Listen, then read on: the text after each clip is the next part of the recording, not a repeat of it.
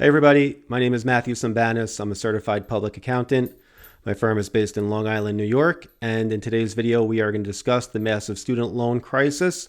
Approximately 8.8 million people defaulted when payments resumed, and other massive amounts of debt that's happening right now, the impacts of it, how to profit from this, and how to protect yourself, and what the solution is. So if you like economics, finance, things of that nature, making money, building long-term wealth, asset protection planning, and other things of that nature, please be sure to like, comment, and subscribe.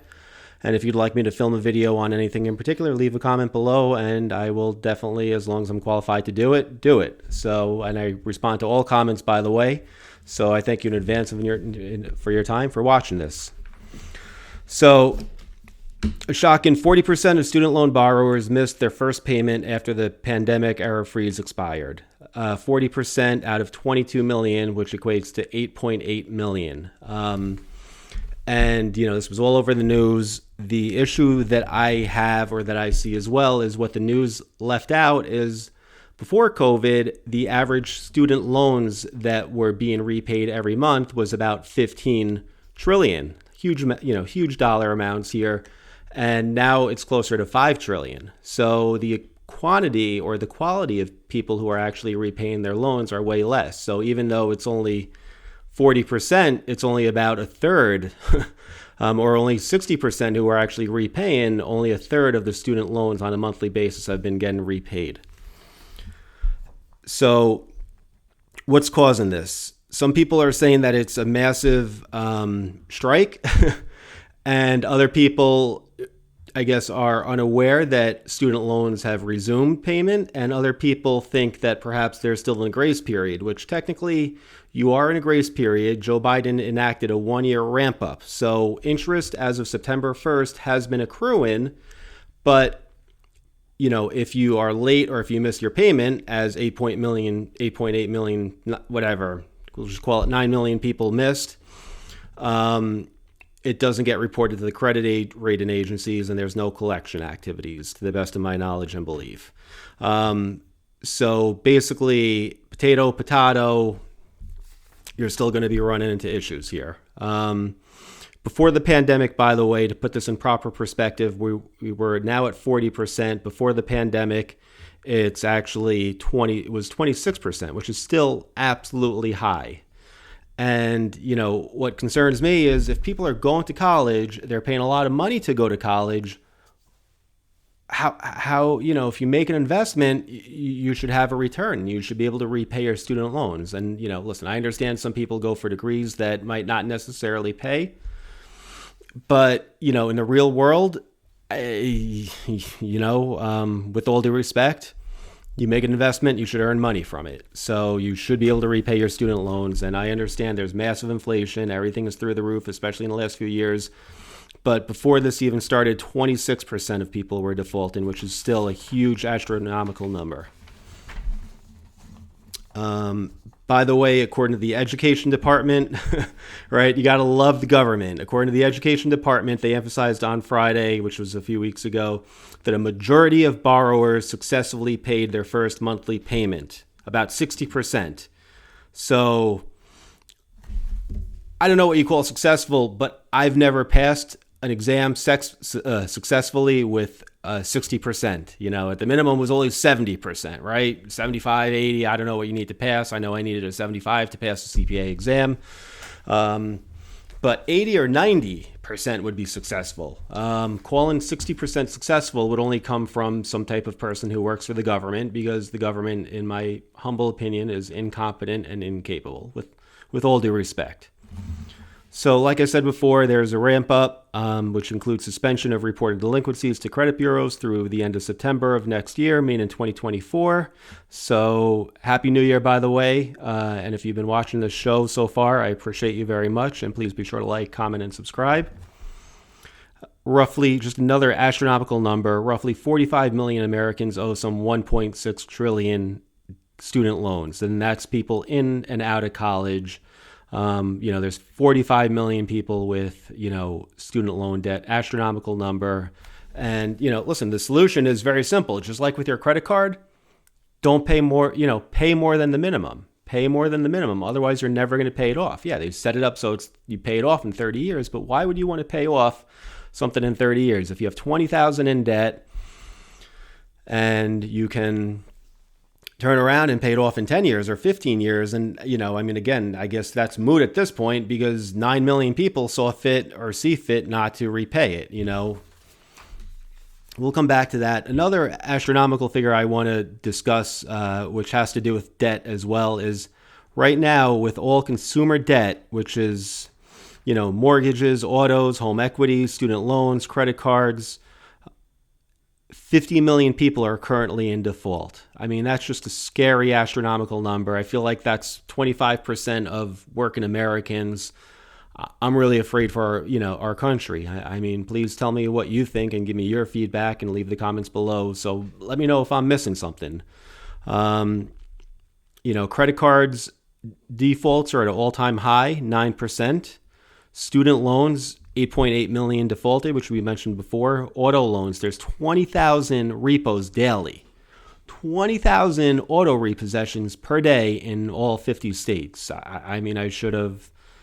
the amount of per state. I mean, how are car prices so high with that happening?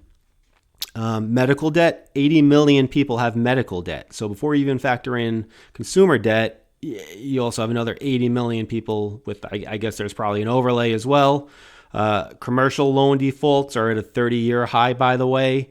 So, a lot of bad, scary stuff going on. And they say the economy is great, and they say Bidenomics is great, and they say Trumpnomics was great, which I just made that up, I guess. But it's not. Unless I'm missing something, please tell me. So, activist says, it's a massive student debt strike, and that,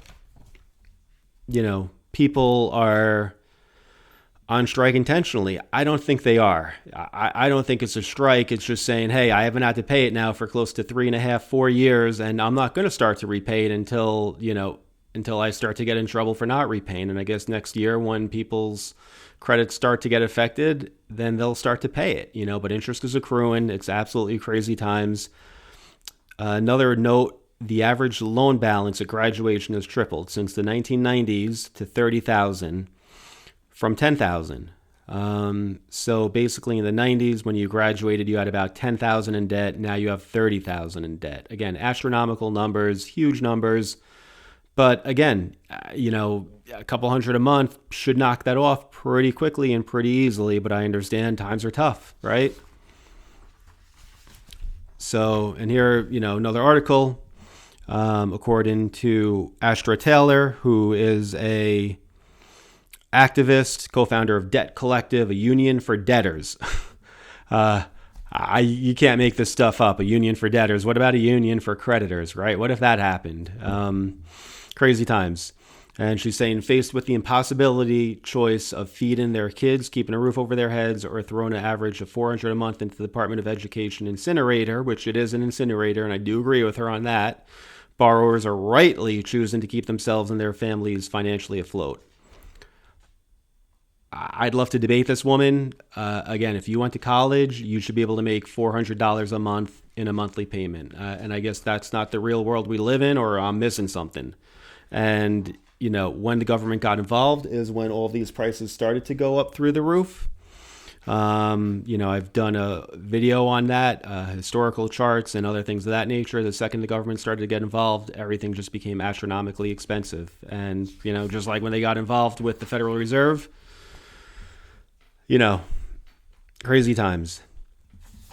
And there's another student borrower protection center who, Persis Yu, deputy executive director, commented that neither borrowers nor the student loan system was prepared to resume repayment. I'm confused. How, if I had to wait for 3 or 4 years, which only, by the way, when this was down, only 1%, 1 second.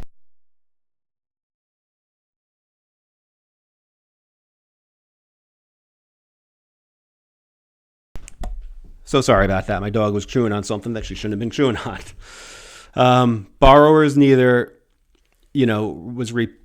if I was waiting 3 or 4 years to get repaid some money, I would have everything rolled out. Everybody that owed me money would have been receiving notices all along. This is no excuse. You've had 3 or 4 years not to pay. A lot of people actually made more money being unemployed before COVID than they were before COVID. So COVID hit, a lot of people was making a couple $100, and then they started making $800-900 due to all the free money that got handed out. And, there were stimulus checks, extra unemployment stimulus checks, and all sorts of crazy stuff going on.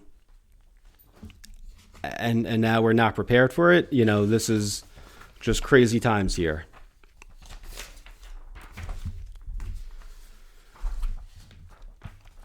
So why is this a crisis? Well, again, there's $15 trillion per month that should be getting put into the economy, or at least towards the student loan incinerator, if you'd like to call it that. And that would actually help maybe lower the amount of inflation that's going on, right? We have too much money that's been printed since COVID. More money, 40% of the money that's in existence was printed in the last couple of years, right? Huge issue. And, so again, people need to, and I understand if you can't, but you need to unfortunately repay your debt, right? Your word is your bond, in my opinion. So the solution here, because this affects the whole country, and there's a lot of other stuff going into it economically and fundamentally, that, basically, if you can't repay it, well, then you need to have a good reason, and they have installment repayment agreements based on your income, installment repayment plans. If you can, then always pay more than the minimum, right? Pay it off as fast as humanly possible. Always repay more than the minimum. Take responsibility for your actions. Make sure you go to college for something useful that produces an income and a living for yourself. And, how do we profit? Well, a lot of debt collection agencies are going to be making a lot of money from this. I'm not sure what happened to a lot of these student loan stocks. I know a lot of them did get crushed. I'm sure that they will be turning around sooner than later. I would maybe look to go long. Again, I'm not a financial advisor. Don't take anything what I say to heart. Do your own due diligence, do your own homework. And with the amount of money that's being printed, I would look into buying gold and buying silver. I actually set it so far that on the first of the month, my calendar sends me a notification, and I automatically buy physical gold and I buy physical silver. I'm also buying gold stocks. I'm also buying silver stocks. I'm also buying tech stocks. I'm buying stocks abroad, whatever the case may be. I'm building a cash arsenal. But if you're just scraping by, then I would look to earn more money, take on extra hours at work. There's a price that you pay to be successful, but it's worth the price, because no matter what, the time goes by, right? So pay the price, do the next right thing, and hopefully you found this helpful. And if you haven't, please be sure to like, comment, and subscribe, and Happy New Year.